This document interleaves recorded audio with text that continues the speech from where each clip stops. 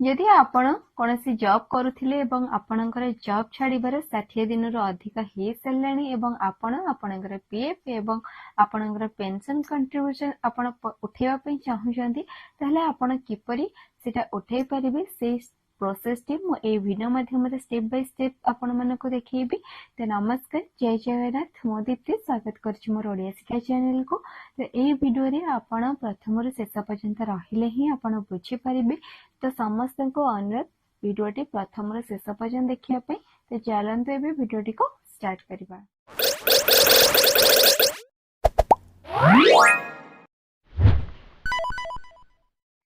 आपण माने कोनसे एक ब्राउजर ओपन करिवे एवं गूगल सर्च बार दे जे सर्च करिवे ईपीएफओ लॉगिन। तो आपण ईपीएफओ लॉगिन सर्च करला परे आपनकर वेबसाइट टी मध्ये ओपन हे जिवो।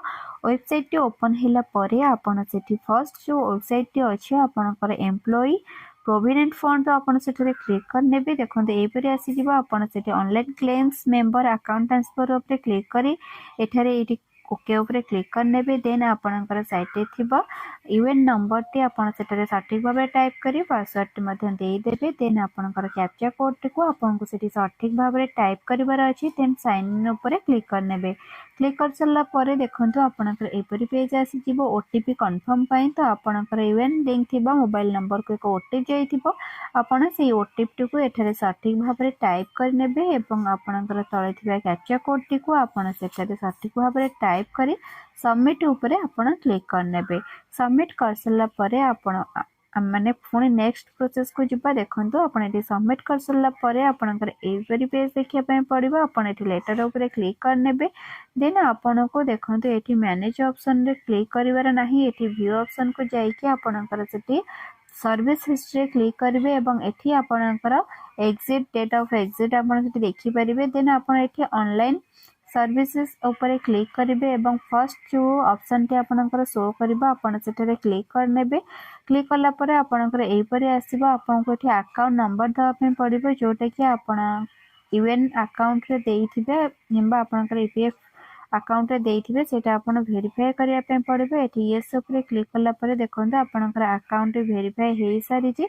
देन आपण तळे थिबा ऑप्शन ऊपर क्लिक करिवे एवं एठारे आपण को फॉर्म सिलेक्ट करिवार अछि। तो आपनकर जो पीएफ फॉर्म टी आपण अप्लाई करिवे से ओनली पीएफ 19 फॉर्म टी को आपन सिलेक्ट करिवार अछि। तापर आपण देखंतु एठी आपनकर 15 जीबी रो गोटे फॉर्म फिल अप करी अपलोड करबा को पड़िबो। जदि आपनकर पीएफ रो विड्रॉल अमाउंट 50,000 रु अधिक होइतिबो ताहले आपन को टीडीएस बा टैक्स कटि जिवो।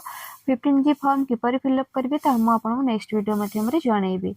देन आपन को एठी आपनकर आधार रे जहाँ भी डिटेल्स अच्छे आपन को सेठारे फिलअप करबा पई पड़िबो। तो आपण आपनकर आधार रे जहाँ भी डिटेल्स एड्रेस अच्छे आपन सेटा को सटीक भाबरे सेठारे टाइप करिकि सबमिट करिवे। देखंतु एई परी आपन को सिलेक्ट करिवार अच्छे आपनकर जहाँ भी लोकेशन आपनकर एरिया थिबो जेमति आपन फिलअप करंती सेही परी आपन को फिलअप करबा पई पड़िबो।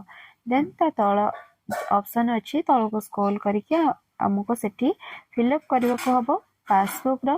तो आपण पासबुक रो आपनकर 100 केबी रु 500 केबी मध्य रे आपनकर पासबुक फोटो हो चेकबुक हो आपण सेठारे सबमिट करिवे। सबमिट करके आपण तल को स्क्रॉल करिवे। देखंतु लेफ्ट साइड रे गोटे टिक ऑप्शन अछि आपण से टिक करिवे एवं गेट आधार ओटीपी ऊपर क्लिक करिवे।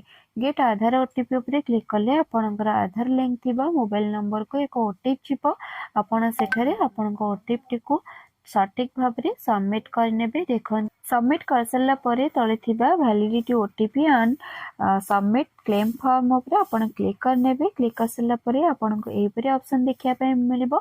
आपण ऊपरे थिबा सर्विस ऑनलाइन सर्विस ऊपर क्लिक करिकि तळे थिबा ट्रैकिंग स्टेटस ऊपर आपण क्लिक करिवे एवं एठारे आपण देखि पारुथिबे आपणकर क्लेम टी अपलोड हेई सारिछि बा अपडेट हेई सारिछि। देन आपण पुणी थरे आपणकर अकाउंट नंबर टी को आपण सेठारे टाइप करिवे जोटा कि आपणकर यूएन अकाउंट रे देइथिबे। आपण सेही बैंक अकाउंट टी को आपणकर एठारे सटीक भाबरे टाइप करनेबे एवं वेरीफाई ऊपर क्लिक करनेबे।